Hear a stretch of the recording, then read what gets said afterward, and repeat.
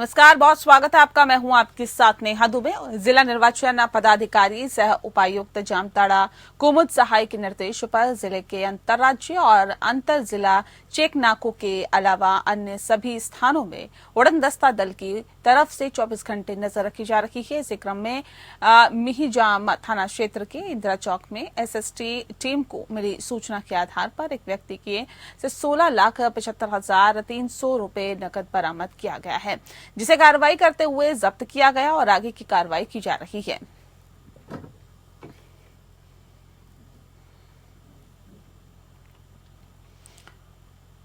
कांग्रेस के झारखंड प्रभारी गुलाम अहमद मीर ने कांग्रेस भवन में संवाददाता सम्मेलन में कहा कि पूरे देश की 140 करोड़ जनता जानती है कि राहुल गांधी शहजादे नहीं, शहीद ज़ादे हैं। शहजादे प्रधानमंत्री का प्रिय शब्द है जो कि वे चुनाव के दौरान प्रयोग करते हैं, लेकिन राहुल गांधी उस परिवार से आते हैं जिस परिवार का आजादी हासिल करने से पहले से लेकर आजादी के बाद तक कुर्बानी का इतिहास रहा है। साथ ही मीर ने कहा कि मोदी जिस जमात से आते हैं उनका देश के लिए क्या योगदान रहा है कि पूरा देश जानता है। 2 दिन से मोदी झारखंड में हैं, जनता का रिस्पांस उन्हें नहीं मिल रहा है। प्रधानमंत्री जिस भाषा का इस्तेमाल करते हैं उसे पूरी जनता सुनती है और अच्छी तरह समझती है। 10 साल में उन्होंने क्या किया, इसकी उन्होंने चर्चा नहीं की है। इसी कारण अपने 10 साल के काम पर प्रधानमंत्री ने वोट नहीं मांगा। कहीं न कहीं वो देश को फिर एक बार अटेंशन डाइवर्ट करना चाहता है। कभी पाकिस्तान, कभी मुसलमान, कभी हिंदू, कभी आदिवासी, कभी क्रिश्चियन, कभी कुछ। ये कोई इश्यू ही नहीं है। कांग्रेस को नरेंद्र मोदी की सर्टिफिकेट की जरूरत नहीं है, ये देश जानता है। कांग्रेस की हिस्ट्री वाज़ेह है और क्लियर है। आजादी दिलाने से लेकर 70 साल देश को आगे बढ़ाने में, तो इसलिए इन चीजों में डाइवर्ट करने की कि वो लिख के दे। हमारा मैनिफेस्टो लोगों के सामने है, देश दुनिया के सामने है। जिस हमारे मैनिफेस्टो से उसको बुखार चढ़ गया है, तो उस मैनिफेस्टो को समझने और पढ़ने के लिए उनको चैलेंज किया हमारे अध्यक्ष मल्लिकार्जुन खड़गे जी ने। उनने कहा कि आप आइए, 2 घंटे निकालिए, मेरे साथ बैठिए, मेरे मैनिफेस्टो को पढ़िए और मैं आपको समझाऊंगा मेरे मैनिफेस्टो में क्या है। आप देश को गुमराह मत करिए। वहीं गिरिडीह लोकसभा चुनाव में बीजेपी और आजसू के नेताओं और कार्यकर्ताओं के बीच बेहतर तालमेल बैठाने को लेकर बोकारो के जैना मोड़ स्थित होटल में एनडीए की बैठक आयोजित की गई। बैठक में आजसू सुप्रीमो और सुदेश महतो, गिरिडीह लोकसभा के चुनाव प्रभारी चतरा के निवर्तमान सांसद सुनील सिंह, विधायक लंबोदर महतो समेत बीजेपी और आजसू के तमाम 6 विधानसभा के कार्यकर्ता और नेता मौजूद रहे। इस दौरान 6 मई को होने वाले नामांकन चुनाव के प्रचार प्रसार और लोगों के बीच ले जाने वाले मुद्दों पर विशेष चर्चा की गई। बैठक में सुदेश महतो ने दोनों ही पार्टी के नेताओं को कई टिप्स दिए और कहा कि वे चुनाव प्रधानमंत्री चुनने का चुनाव है और ऐसे में लोगों के बीच जाकर 10 वर्षों के कार्यकाल में किए गए कार्यों का लेखा जोखा और लोगों की समस्या पर बात करने की जरूरत है।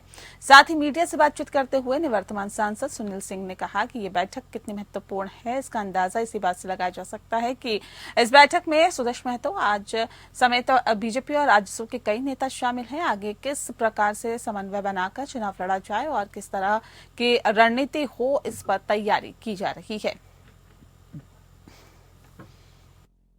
लोकसभा के दृष्टि से सभी 6 विधानसभा के प्रमुख कार्यकर्ता जो दायित्व पर है, विभिन्न दोनों पार्टियों के भाजपा और आजसू के जुटे हैं, तो आगे समन्वय के दृष्टि से, नामांकन के दृष्टि से, प्रचार के दृष्टि से जो सारी व्यवस्था चुनाव के दृष्टि से है, उस पर कामकाजी बातचीत करने के दृष्टि से ये बैठक है।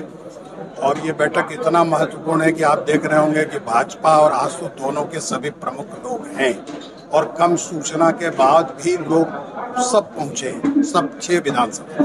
तो ये हमारे उत्साह का भी एक प्रकटीकरण है और हम गठबंधन के रूप में कितने मजबूत और कितने सशक्त हैं, इसको भी प्रदर्शित करता है। हमारी तैयारी, मैंने कहा, केवल लोकसभा चुनाव जीतना नहीं, बल्कि जो चुनौतियां हैं प्रदेश भर में, चाहे युवाओं का है, किसान का है, मजदूर का है, इन सारे चीजों का समाधान कैसे हो, राज तरक्की के पथ पर कैसे आगे बढ़े, ये तैयारी हमारी है। गिरिडीह लोकसभा क्षेत्र से बहुजन समाज पार्टी सहित अन्य पार्टियों ने भी अपने उम्मीदवार उतार दिए हैं। सभी लोगों ने नामांकन पत्र दाखिल कर दिया है और सभी लोग जीत का दावा कर रहे हैं। बहुजन समाज पार्टी के प्रत्याशी कमल प्रसाद साहू ने कहा है कि गिरिडीह लोकसभा से जितने भी सांसद हुए सभी ने सिर्फ यहां लूटने का काम किया है। इस बार भाई आपस में लड़ रहे हैं, जिसका फायदा उन्हें मिलेगा। और भारतीय लोकमत राष्ट्रीय पार्टी प्रत्याशी पप्पू कुमार निषाद ने बेरोजगारी दूर करने के लिए चुनाव लड़ने की बात कही है। उनका कहना है कि गिरिडीह लोकसभा में बेरोजगारों की संख्या काफी अधिक है और बेरोजगार पलायन कर रहे हैं। ऐसे में उनकी प्राथमिकता बेरोजगारी दूर करना होगा। और वहीं निर्दलीय उम्मीदवार के रूप में मैदान में उतरी कलावती देवी ने कहा है कि महिलाओं के लिए वे चुनावी मैदान में उतरे हैं और महिलाओं को हक अधिकार दिलाने के लिए वो काम करेंगी। हक और अधिकार ये चीज नहीं मिल रहा है कि अभी हम जहाँ तक देखे 10-15 साल से जो भी राजनीतिक में अभी पाव रखे हैं और कहीं ना कोई पार्टी से ही थे, लेकिन मैंने आज तक महिलाओं का मान सम्मान नहीं मिला।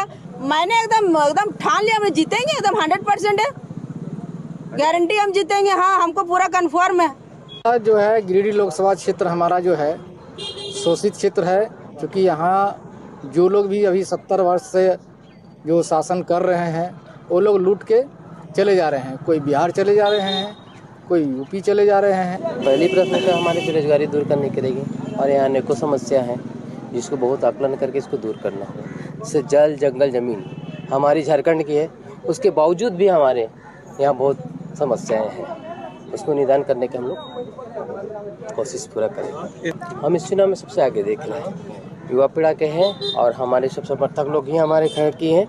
हमारे प्रत्याशी के रूप में हमारे तो ये सब खड़ा करवाए हैं और हम इसमें भारी मत करेंगे। गिरिडीह लोकसभा क्षेत्र में नामांकन का दौर जारी है। सर्व समाज पार्टी प्रत्याशी सुभाष ठाकुर ने नामांकन पर्चा दाखिल किया है। इस दौरान उनके समर्थक काफी उत्साहित नजर आए। सुभाष ठाकुर ने एक सेट में अपना नामांकन पर्चा दाखिल किया है और मीडिया से बातचीत करते हुए सुभाष ठाकुर ने कहा है कि हम लगातार इस क्षेत्र में काम कर रहे हैं। पिछले 2 वर्षों से लोगों की सेवा में जुटे हुए थे और इसी को लेकर चुनावी मैदान में उतरे हैं। स्वास्थ्य, शिक्षा, रोजगार हमारी प्राथमिकता होगी। साथ ही सुभाष ठाकुर ने कहा है कि ऐसा नहीं है कि सरकार काम नहीं कर रही है, लेकिन लोगों को बेहतर सुविधा देने के लिए हमने चुनाव लड़ने का काम किया है। आज लास्ट 2 साल से हम इस क्षेत्र में काम कर रहे हैं, गिरिडीह लोकसभा क्षेत्र में, और जिस तरह से काम हम कर रहे हैं महिलाओं के साथ हमारी जो है कार्य ज़्यादा चलता है, क्योंकि झारखंड देश का अमीर राज्य है और झारखंड के लोग गरीब हैं। इसकी आवाज़ को घर घर हम लोग पहुंचा रहे हैं, लोगों को जितना हो सकता है बेरोजगारी से मुक्त कर रहे हैं। तो उम्मीद है कि कुछ अच्छा हो सकता है, बाकी तो समय आएगा तब पता चलेगा। क्षेत्र में जाके पता चलता है कि वास्तविकता क्या है। जब आप क्षेत्र में घूमेंगे, एक शहर की अपेक्षा जब आप गांव में जाएंगे तो पता चलेगा कि वहां पर कौन सी योजनाएं फलीभूत हो रहा है, उसको क्षेत्र में जाने के बाद ही पता चलेगा। चुनावी मुद्दा क्या रहेगा? चुनावी मुद्दा रहेगा हमारा जो है शिक्षा, रोजगार और स्वास्थ्य के लेके जो है हम लोग कार्य कर रहे हैं।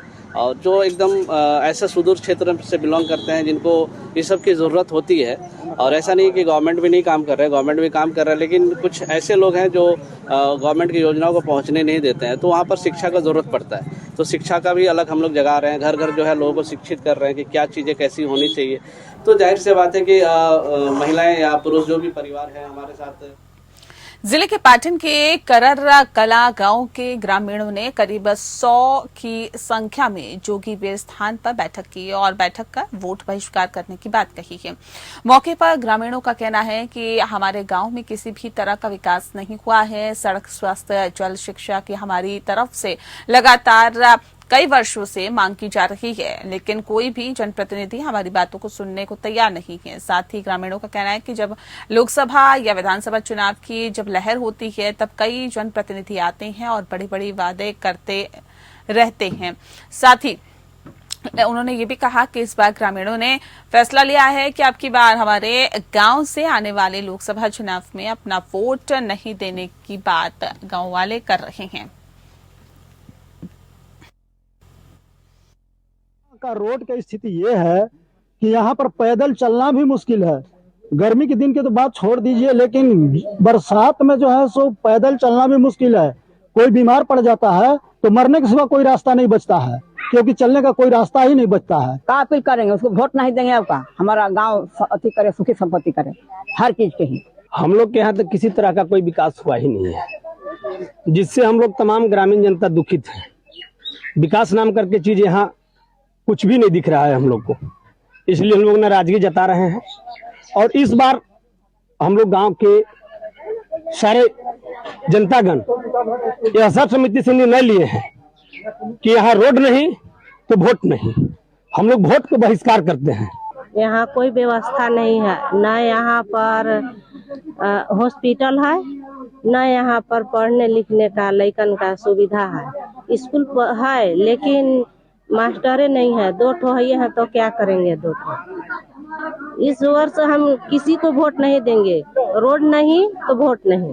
यहाँ पर पानी का भी व्यवस्था नहीं है, हम लोग बहुत दूर दूर से पानी ढो ढो के पीते हैं, पानी नहीं है।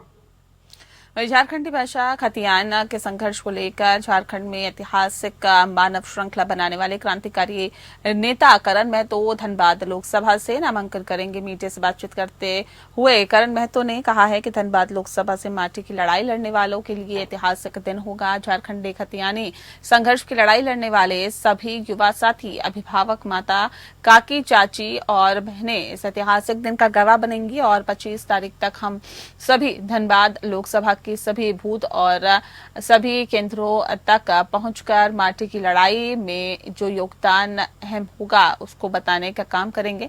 हमारे विपक्ष में जो खड़े हैं उनको हम सीधी तौर पर टक्कर देने का काम करेंगे।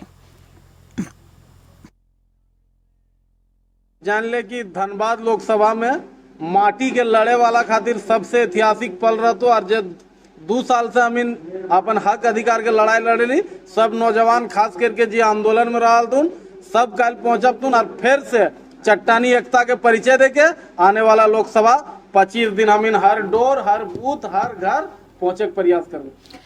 लोहरदगा लोकसभा संसदीय क्षेत्र के सिसई में शनिवार को चुनावी सभा को संबोधित करते हुए प्रधानमंत्री मोदी पहुंचे और जहां पर प्रधानमंत्री का एक झलक पाने के लिए, उनके भाषण सुनने के लिए गुमला, बिशुनपुर, लोहरदगा सहित कई क्षेत्रों के चारों ओर से लाखों की संख्या में लोग तपती धूप में पहुंचे थे और पीएम के कार्य और भाषण को सुनकर लोग गदगद हो गए।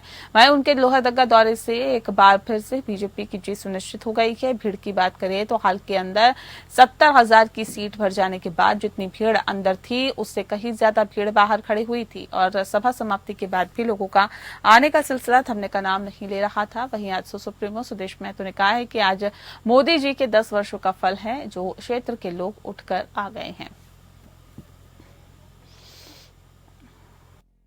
बहुत धूप है, इसके बावजूद भी इतनी कतार लगी हुई, 1 लाख से ज्यादा भीड़ होने की उम्मीद। कैसा भीड़ है?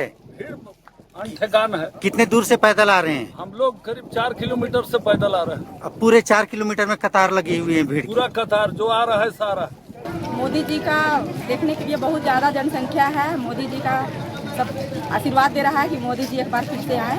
तो देख के लगता है पूरा गुमला लोहरदगा उठ के यहीं पर आके समा गया था सिसई के इस मैदान में। ये 10 साल का उनका मेहनत, देश के लिए उनका समर्पण और उसी का एक उपहार और आशीर्वाद देने सभी लोग आए।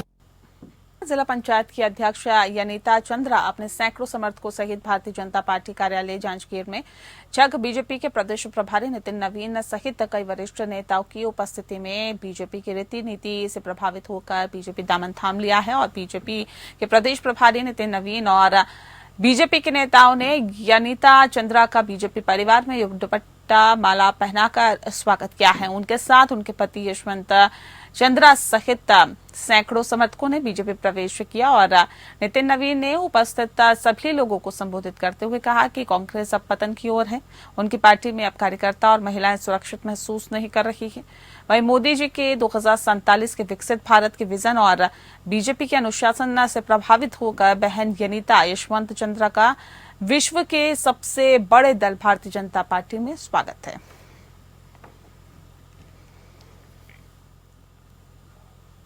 छत्तीसगढ़ के खैरागढ़ जिले के अंदर 14 साल की छोटी बहन ने मामूली विवाद में अपने 18 साल के भाई की हत्या कर दी। वारदात के समय माता, पिता और बड़ी बहन मजदूरी करने के लिए गए हुए थे। बता दें आपको कि पुलिस ने मामले का खुलासा करते हुए नाबालिग बहन को गिरफ्तार कर लिया है। जानकारी के मुताबिक मामला खैरागढ़ अंतर्गत छुई खदान थाने का बताया जा रहा है। मृतक की छोटी बहन के अनुसार घटना 3 मई की सुबह 11 बजे के आसपास अपने घर में अपने भाई के साथ अकेली थी और घर के अन्य सदस्य रोजी मजदूरी के लिए घर से बाहर गए हुए थे। तो भाई अपनी बहन को कहा कि मोबाइल में लड़कों से बात करती हो, घर का मान सम्मान का ख्याल नहीं है, कहकर बालिका को डांट डपट कर मारपीट की और आइंदा मोबाइल में बात करने से मना किया, जिसके बाद बहन ने अपने होश खो दिया और अपने ही भाई की हत्या कर दी।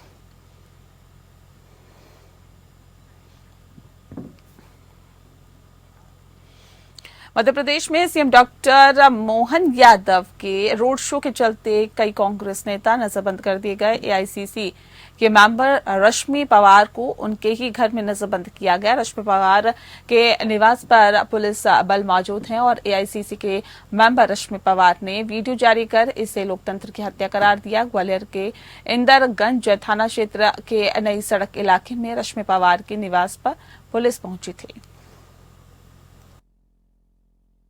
जैसा कि आप देख रहे हैं कि ग्वालियर पुलिस द्वारा मुझे नजरबंद कर लिया गया है, मेरे घर में हाउस अरेस्ट।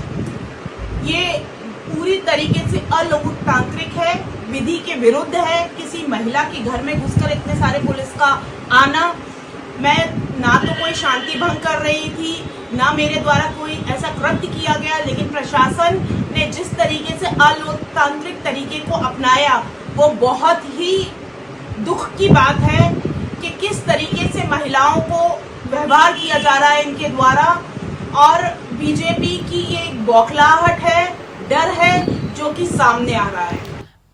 मध्य प्रदेश के शहडोल में रेत माफियाओं ने एक पुलिसकर्मी को ट्रैक्टर से कुचलकर मार डाला। जानकारी के मुताबिक एएसआई महेंद्र बाकरी अवैध रेत उत्खनन परिवहन की सूचना मिलने पर शहडोल गए थे।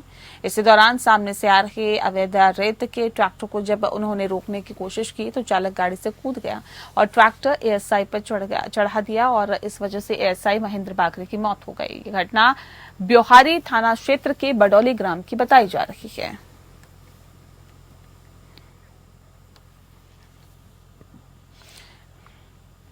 श्री मुक्तसर साहिब के नजदीक गांव महाबदर में बीती रात 2 पक्षों के बीच हुए झगड़े में एक पक्ष के एक व्यक्ति को गंभीर चोटें आई है, जिससे अस्पताल में मुक्तसर और फिर वहां के गुरु Govind Singh medical college Faridkot refer कर दिया गया।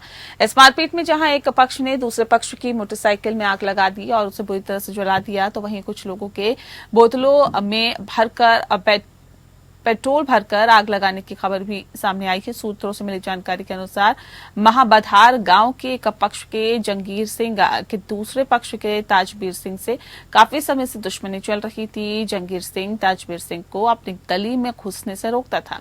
इसी बात को लेकर दोनों के बीच काफी बहस हुई और देर रात ताजवीर सिंह अपने कई दोस्तों को लेकर आया। वहीं जहांगीर सिंह के परिवार वाले और दूसरे पक्ष से भी कई लोग वहां पर जमा हो गए। वहीं दोनों पक्षों में बहस हो गई, जहां एक पक्ष ने दूसरे पक्ष की बाइक में भी आग लगाकर उसे बुरी तरह से जला दिया।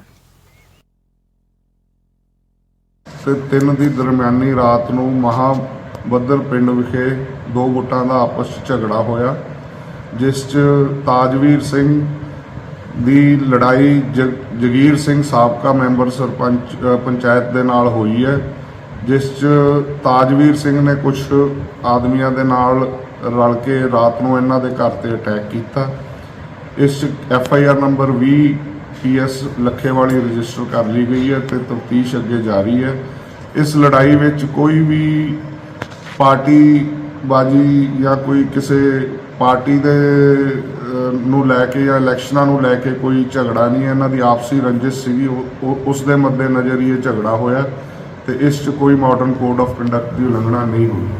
केस रजिस्टर कर लिया तो अगली तफ्तीश जारी। वहीं सूरत के वडोदरा नेशनल हाईवे 48 के कडोदरा चौराहे पर एक स्टंट वीडियो बनाया गया, जहां हाईवे अंडरपास ब्रिज पर लोहे के पाइप लगाए गए। इसी पाइप पर एक प्रवासी युवक चढ़ गया और सुबह सुबह स्टंट और डिस्को करने लगा, जिसका वीडियो सोशल मीडिया पर तेजी से वायरल हो रहा है। जिसकी जानकारी कडोदरा पुलिस को मिलते ही मौके पर पहुंचे पुलिस ने युवक के खिलाफ आगे की कार्रवाई की है। और इसी के साथ फिलहाल इस बुलेटिन में इतना ही। नमस्कार।